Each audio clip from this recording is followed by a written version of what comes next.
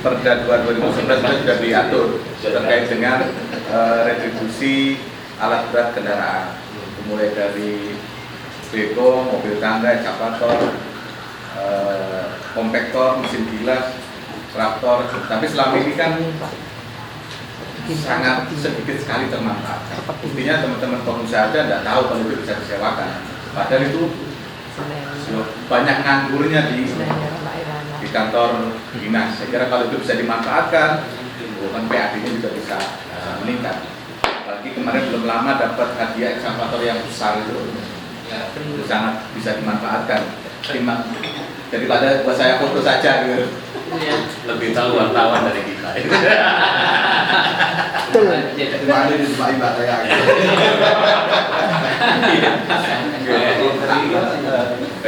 Replikasi. Artinya banyak lah yang bisa dimanfaatkan. Kalau sama teman-teman pengusaha aja nggak tahu kalau itu bisa disewakan kan ya lebih pertanyaan. Kok nggak bisa disewakan? Ya, mungkin saya nggak tahu. Iya. Belum tahu. Belum tahu. Sekarang ini kan setelah fondasi kan akhirnya tahu. Jadi kalau nggak bisa disewakan tinggal nanti bisa langsung telepon ke Pansus.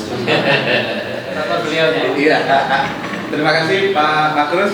Tadi dari pengguna, dari pengusaha sudah, dari olahraga sudah. Ini dari yang ngamati dari jauh, dari akademisi juga. Mas Nurudin, monggo. Baik. Terima kasih Bapak sekalian, Ketua, Wakil Ketua dan anggota Pansus dari Koni, Pak Bambang, Siap. akademisi dari Wijaya. Saya akan mengawali dan bicara saya ini pada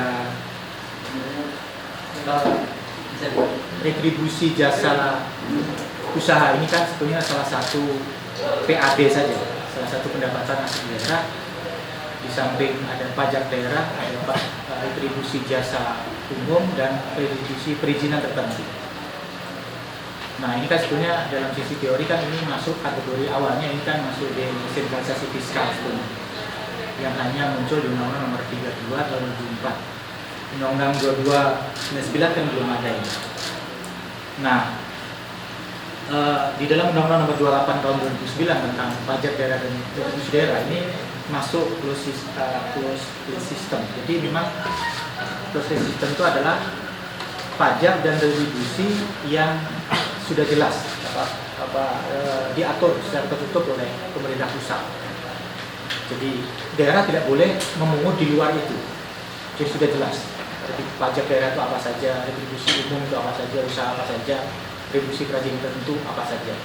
Tapi sifatnya itu boleh ditarik atau tidak boleh ditarik, terserah. Nah, hanya saja yang menarik lagi adalah di undang-undang itu untuk retribusi memang tidak ada besaran tarifnya. Yang diatur di undang-undang itu hanya besaran tarif di pajak daerah. Itu pun yang bisa ditarik itu adalah batas maksimalnya. Misalnya pajak hiburan 32%. Tapi kalau untuk retribusi, baik itu retribusi jasa umum, perizinan tertentu maupun jasa usaha ini, itu tidak ada. Jadi itu kewenangan daerah. Makanya di Undang-Undang Nomor 28 tahun 2009 itu hampir semua itu di situ langsung pasalnya itu merujuk pada diatur dalam perda maupun diatur dalam peraturan kepala daerah. Jadi kalau undang-undang biasa itu diatur oleh PP itu enggak. Jadi memang Undang-Undang 28 2009 ini betul-betul diberikan kewenangan kepada daerah untuk mengatur lebih detail seperti apa, terutama tadi. Ya meskipun di sini rambu-rambunya adalah pertama besaran tarif ditentukan diatur dalam perda, jadi tidak dengan peraturan kepala daerah, ruang enggak. Jadi harus disepakati bersama dengan wakil rakyat. Poin kedua adalah retribusi atau termasuk pajak tidak bisa diborongkan, meskipun dalam praktek tadi ada terjadi itu. Ya, nah terkait dengan yang kita diskusikan sekarang ini, Perda tentang retribusi jasa usaha ini memang prinsipnya prinsip komersial. Artinya memang ada objek retribusi yang memang misalnya KN daerah yang di situ kategorinya adalah belum dioptimalkan oleh daerah, KN itu, yang juga prinsipnya bisa disediakan oleh swasta gitu, tapi disediakan oleh pemerintah daerah. Jadi sifatnya jasa, prinsip komersial. Nah, namun demikian saya berpendapat begini, ada aspek-aspek yang sebetulnya menurut saya itu kita tidak perlu terlalu banyak menarik retribusi ini terlalu berlebihan untuk mengoptimalkan PAD. Meskipun bersihnya komersial, ada hal-hal tentu barangkali seperti misalnya KONI yang berkaitan dengan prestasi olahraga misalnya penyewa. Saya lihat di sini kan ada sewa lapangan misalnya ada beberapa titik untuk mendorong prestasi olahraga dan menyalurkan hobi, terutama generasi muda kita, Karang Taruna, KMP dan Society yang marak narkoba, marak kegiatan yang tidak positif, balapan liar misalnya. Itu sebetulnya itu paling efektif, Pak. Model-model olahraga misalnya itu kita dorong. Hanya saja kalau kemudian semua tempat-tempat kekayaan daerah yang ada kemudian ditarik retribusi, ya, itu sebetulnya nanti akan kontradiktif dengan upaya ini. Saya setuju sebenarnya kalau KONI misalnya, kenapa kemudian KONI yang anggarannya kan tidak gede juga itu? Ya hibah. Kemudian dia sudah dianggarkan untuk hibah, tapi di situ untuk menggunakan fasilitas lapangan masih bayar saja retribusi. Sebetulnya itu kan uangnya muter saja.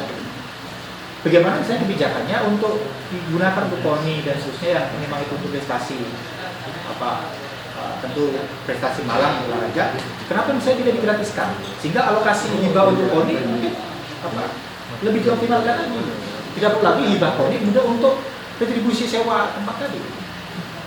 Poin kedua, kalau kemudian prinsip komersial akhirnya dikhawatirkan, mohon maaf ini Pak, terutama Pak Pansus ataupun anggota Pansus, akhirnya kan nanti siapa yang bisa mengontrol ketika misalnya lahan-lahan atau kekayaan daerah yang olahraga terutama ini, kalau tempat rekreasi umum jawab, tapi untuk tempat olahraga lebih dikomersialkan kepada orang lain ketika KONI memakai justru tidak bisa misalnya penuh misalnya. Ini kan khawatirnya. Ini kan juga keluhan di beberapa teman-teman kan gitu. Ya, Mas Muhaimin tadi bisa menceritakan karena dia ini humasnya, jadi tahu persis gitu kan. Tahu persis kondisinya. Jadi begitu KONI memakai tidak ada karena dikomersialkan. Sementara dampak positif PAD-nya belum tentu signifikan. Sementara prestasinya ini kan yang dipertaruhkan. Padahal alokasinya dari APBD juga kalau itu ganti. Jadi akhirnya muter saja. Sehingga prinsip komersial iya, tapi selain ketika itu mengarah pada prestasi olahraga dan seterusnya, termasuk saya lihat juga di sini meskipun di perda ini objeknya idealnya memang harus menggunakan daerah itu dirinci apa saja objeknya, satu lapangan harusnya itu harus. Misalnya saya lihat ada lapangan olahraga di mana, kelurahan mana itu kan ada. Nah itu idealnya memang itu ketika misalnya banyak klub-klub sepak bola kan banyak SSB itu yang mau menyewa, ya mungkin bisa saja disewa ya, tapi ada hal tentu yang perlu gratis, jadi tidak perlu diputar. Termasuk kemarin perdebatan kita adalah bagaimana penggunaan mobil ambulan misalnya untuk kesehatan, itu kan bisa digratiskan seperti itu. Karena jadi rambu-rambunya sebetulnya meskipun ini prinsipnya komersial, tapi tadi tergantung kewenangan daerah untuk menarik. Ya itu. Jadi memang undang-undang ini luar biasa. Jadi daerah diberikan kewenangan untuk mengatur. Nah, poin berikutnya saya merujuk pada tadi hasil penelitiannya Mas Adi Breza, itu menarik sebetulnya. Tata kelola. Aspek tata kelola memang selama ini saya melihat agak lemah kita tata kelola tentang itu. Bukan hanya retribusi tapi pajak daerah. Meskipun sekarang di Tempat Malang sudah didorong e-tax. Nah ke depan sebetulnya terkait dengan tata kelola, misalnya tata cara pembayaran itu saya kira harus didesain ada dua model. Pertama model tunai, artinya langsung gitu. Kedua model non tunai atau bisa jadi langganan. Saya kira di swasta kan begitu untuk mudah mengontrol. Kita kalau ke Jatim Park saja masuk sudah, apalagi di mana di tempat-tempat makan itu sudah pakai kartu berlangganan, jadi sudah ada lagi depositnya. Nah itu kan untuk memudahkan bagi sekalian dewan nanti mengontrol juga pemasukan. Jangan sampai kemudian penggunaan tempat-tempat daerah itu kemudian digunakan, tapi di sisi lain retribusinya tidak bisa dikontrol pemasukannya. Tapi di sisi lain di situ dibebankan pada operasional, biaya operasional, perawatan dan seterusnya.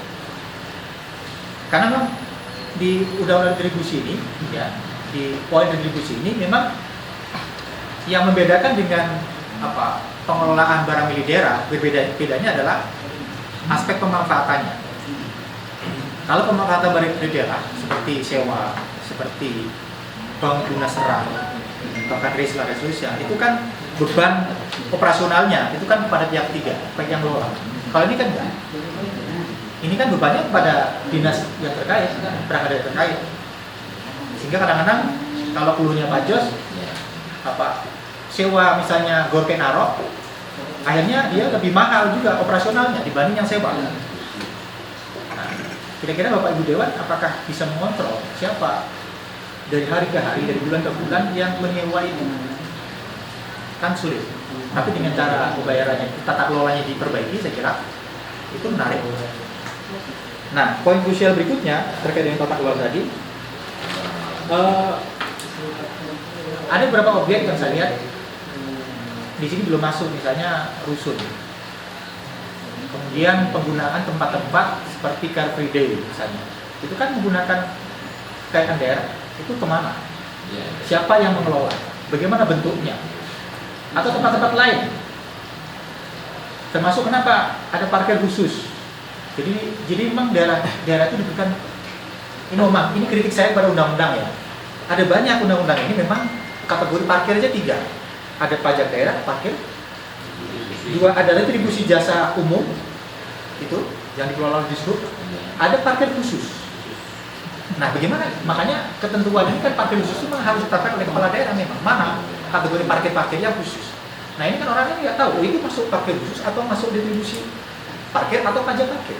Meskipun jelas di undang-undang kesunyian pajak parkir itu jelas. Di luar badan jalan itu pajak parkir. Kalau retribusi umum parkir itu ya seperti jalan-jalan yang publik. Itu banyak sebenarnya potensinya. Itu yang seringkali disalahgunakan itu dikapli-kapli sama orang. Sebetulnya kalau pengelola seperti dengan ini itu punya hak. Itu kan bisa masuk kategori pajak daerah sebetulnya. Yang pengelola, iya, yang pengelola yang punya itu, yang penting itu dia punya yang kelola itu yang setor ke daerah. Yang penting jenengan punya nomor pokok wajib pajak daerah.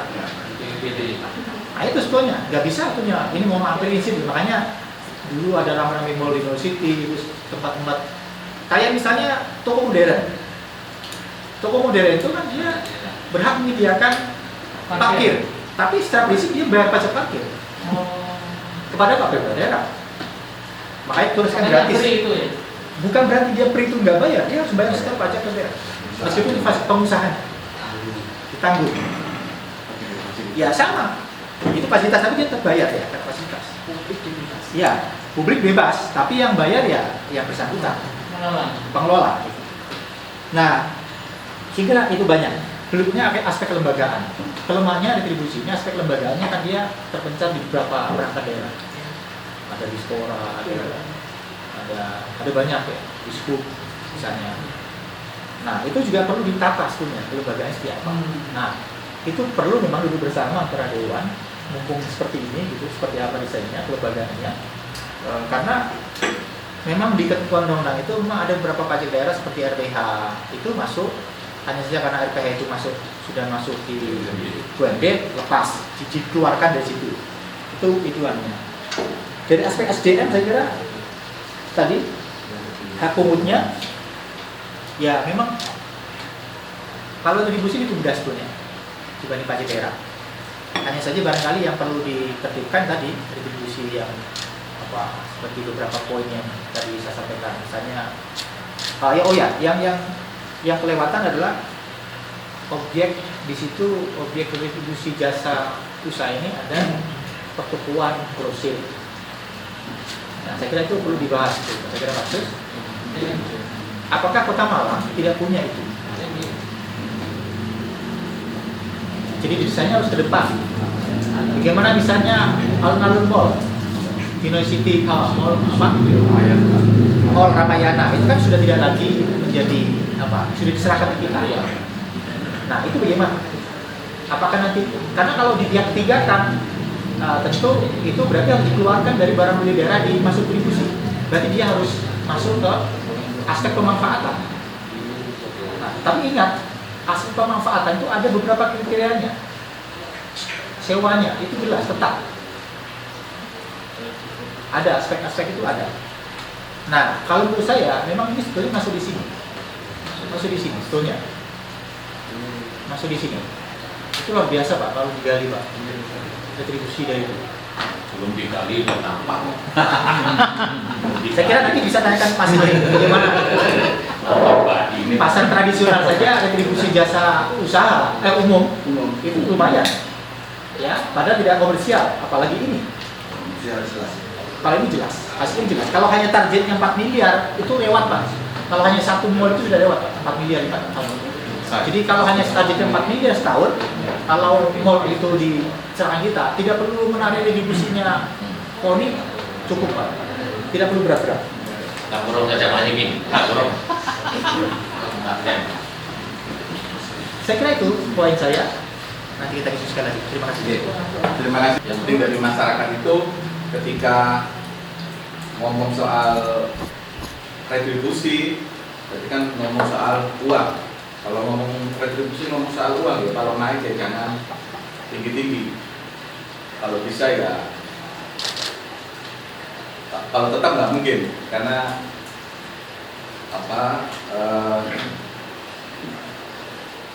materai aja sudah mau naik kan dari 6.000 jadi 10.000 karena alasannya pendapatan per kapita masyarakat sudah semakin tinggi. Tapi ada Undang-Undang Nomor 33 Tahun 2004 tentang perimbang keuangan pemerintah pusat dan daerah. Harapannya dalam upaya meningkatkan PAD itu jangan sampai dilarang menetapkan peraturan daerah tentang pendapatan yang menyebabkan biaya ekonomi tinggi. Biaya ekonomi tinggi ini kita nggak tahu batasannya di mana. Kalau terlalu tinggi juga nanti masyarakat ngomong. Kalau terlalu rendah, kok murah men? Saya kira ya soal penentuan tarif mungkin yang lebih jelimet nanti dalam penentuannya. Saya kira tadi sudah banyak yang menunjuk Pak Jos, yang tembak-tembakan Pak Jos.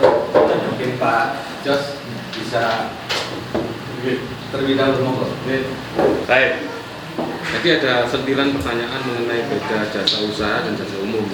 Kita nggak menjawab membedakan ada retribusi ada pajak. Ya. Kalau retribusi kan manfaatnya langsung diterima, gitu. Definisinya begitu. Pajak itu manfaatnya diterima tidak langsung oleh yang pengguna, oleh user. Nah di sini ada jasa usaha, ada jasa umum. Kalau usaha itu sebenarnya asumsinya itu pasar bisa menyediakan. Jadi sektor swasta itu bisa menyediakan. Ya. Jadi makanya di situ disebut bahwa ada kata-kata pasar, nilai pasar, ya, nilai komersial. Artinya di situ yang harus kita bandingkan adalah ya kita harus apple to apple. Kalau kita ngomong persewaan traktor, ya, yo saiki apa lawan kita harganya piro? Ya, ya kudune ya harusnya harus ya apple to apple harganya. Karena prinsip itu harus dipakai. Karena bunyinya adalah keuntungan yang layak. Keuntungan yang layak itu kan artinya kalau bahasa ekonomi kan selisih antara revenue dan cost. Sampai kosnya gede, kosnya besar, akhirnya nah, itu prinsipnya. Kalau jasa umum itu, kalau saya lihat itu pada dasarnya di situ mengalami kegagalan pasar. Artinya sektor swasta tidak bisa secara intuitif ya, itu sektor swasta tidak bisa menyediakan, sehingga harus government yang menyediakan. Kalau dalam bahasa ekonomi dari market value, ada kegagalan pasar di situ. Sehingga contoh nih, ono kamu guru swasta mau bangun PT Damkar, menyediakan problem, gitu.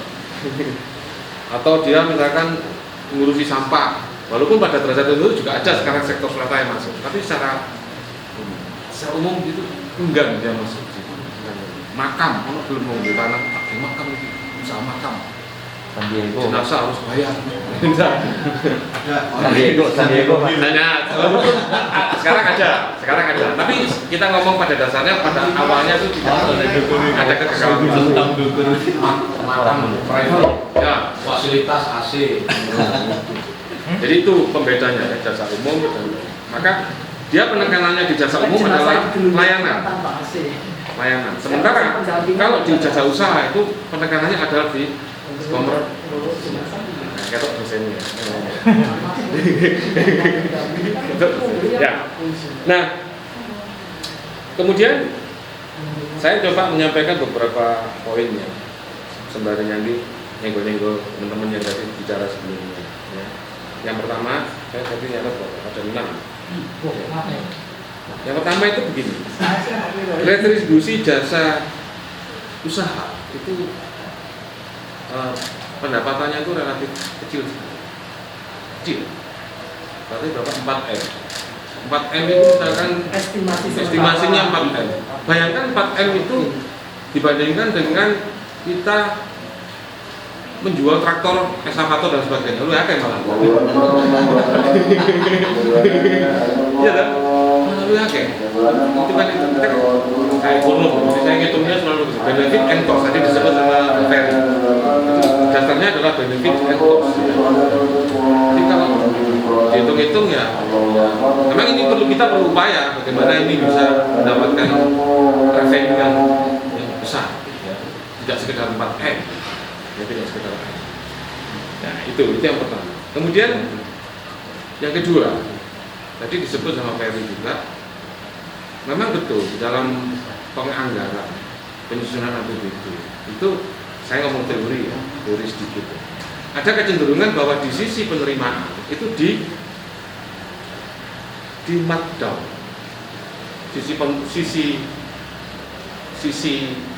belanja itu di markup. Ini kalau kita bicara teori ya, teori di accounting behavior gitu. Jadi cenderung kenapa? Pertanyaannya kenapa kok begini? Saya bisa menganggarkan misalkan pendapatan 100 miliar. Kemudian pada dasarnya secara potensial saya bisa 150 sih. Tapi tak ngomong dewan, aku sudah nomor 100. Padahal ini selesai. Terus direalisasikan 120. Kira-kira saya dulu aku hati apa? Wah, luar biasa. Padahal sebenarnya potensinya dia itu di atas itu. Saya kan di sisi belanja itu cenderung di markup, digedekno, direalisasikan di bawah itu, sehingga jenengan melihat saya, wah itu kok hebat. Padahal itu kalau di dalam akuntansi namanya budgetary slack, nge-slack, orang nge-slack. Itulah tugas kita semua itu sebenarnya ke situ. Protokol di bapalan berarti ya. Jadi kira-kira begitulah. Nah, tugas dewan itu sebenarnya ya di sini. Sayap kanan atau sayap kiri? Kita harus bicaranya ya kalau dari sisi penerimaan kita berusaha konsumsi optimal. Dari sisi belanja konsumsi ya segitulah. Pergennya seperti itu. Ya, seperti itu. Kemudian yang ketiga tadi sudah saya sebut yaitu benefit and cost. Jadi harus dipertimbangkan karena bunyinya jelas. Di situ adalah keuntungan yang layak. Jadi keuntungan layak itu ya dihitung lah. Jangan sampai keuntungan layak yang paling gampang dihitung ya dengan pesaing kita. Pesaing kita seperti apa kejualannya. Jadi sharing ini gitu. Kalau saya ketemu gak rugi gitu. Malah nanti suatu saat bisa bisa menjadi nyedot APBD kan. Jadi ini repotnya ngomongnya dosen karo politisi yang ini gitu. Ngomong nulis. Nah, kemudian yang ketiga, keempat ya. Keempat. Nah, itu kita agak kita kemarin sempat diskusi mengenai ini tunduknya pada rezim mana?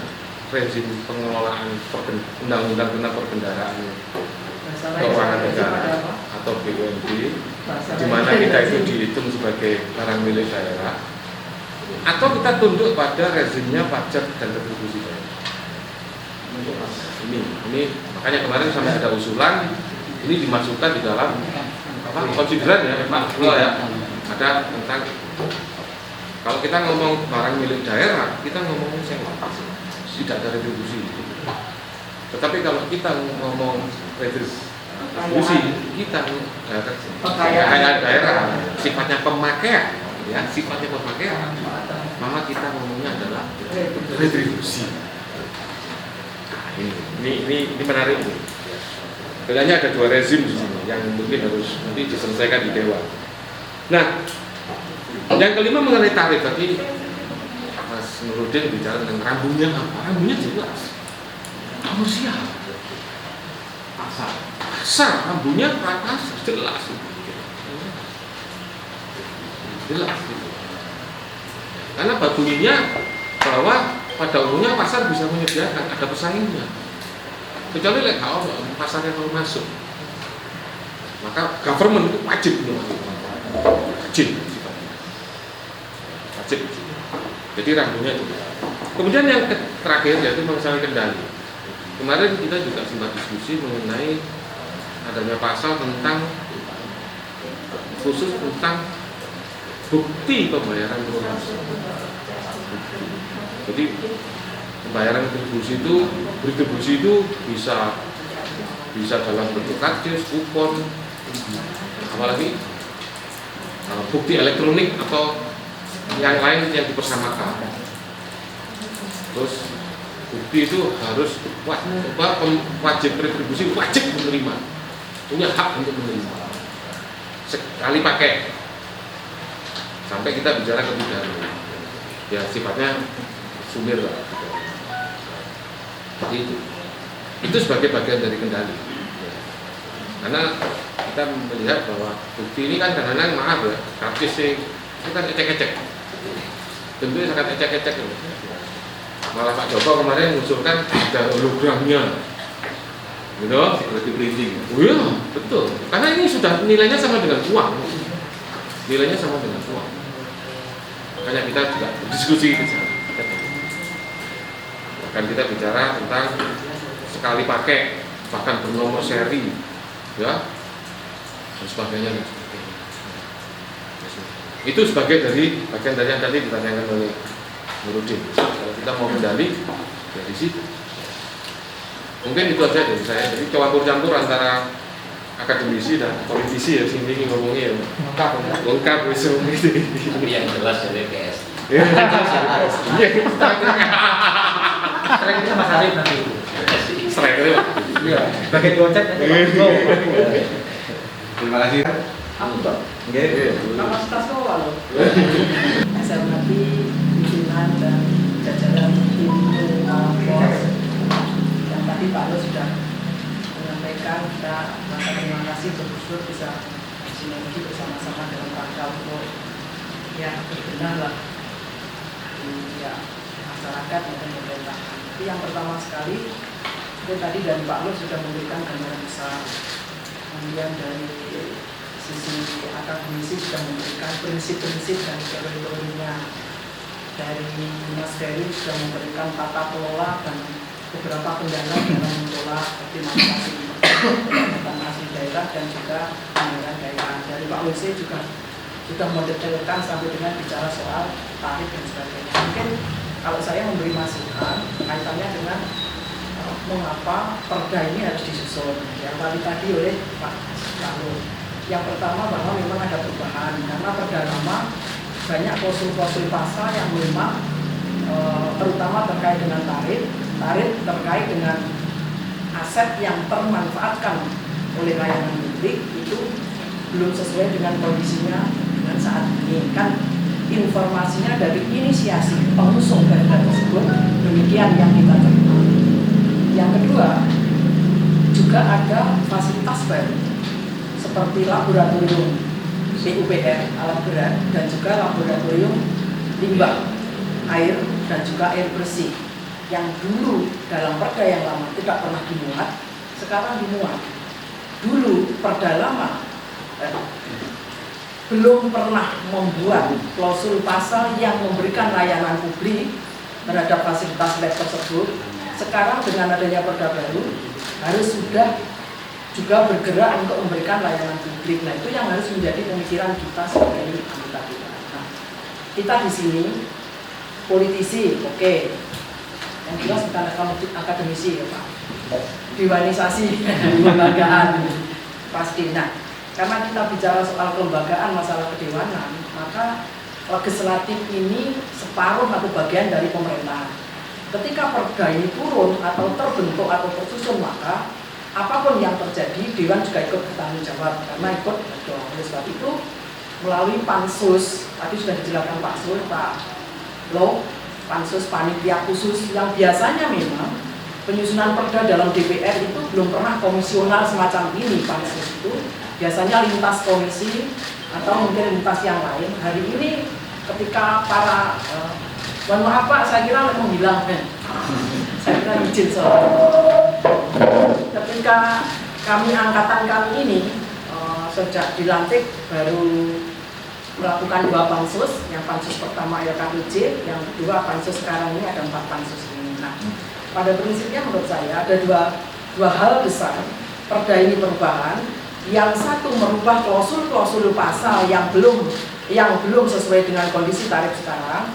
Yang berikutnya adalah mengangkat tentang fasilitas yang menurut kami sangat berperan pada publik, yaitu fasilitas laboratorium untuk limbah cair, limbah padat, dan limbah air bersih. Yang satu lab laboratorium alat berat.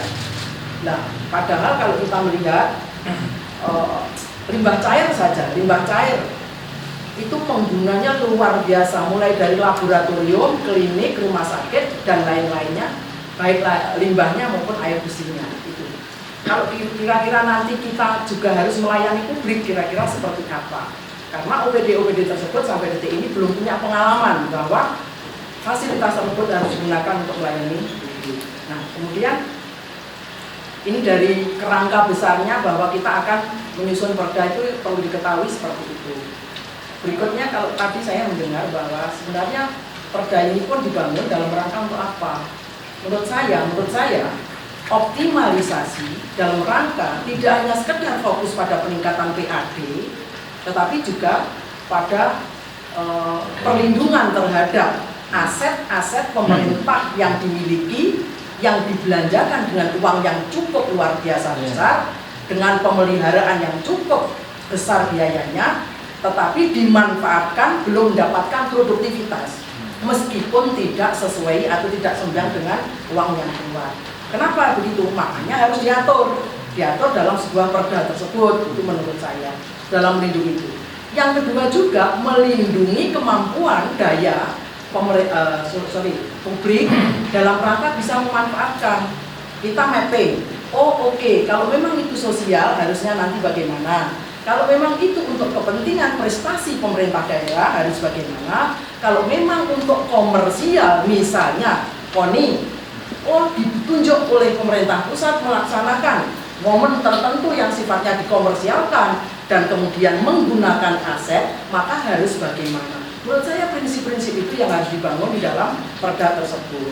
Oleh sebab itu nanti kami mungkin ini teman-teman dalam satu pansus ini masih dalam rangka proses untuk mencari, makanya perlu menghadirkan TA kami untuk bisa mendengarkan informasi dan juga sumber yang paling penting, yang mendasar, supaya kita nanti dalam rangka menyusun itu tidak salah terkait dengan tarif. Ya, intinya itu kami masih menggodok pada ini. Jadi memang kami masih perlu seperti untuk mendatangkan TA, terus stakeholder yang belum untuk sinergi lagi.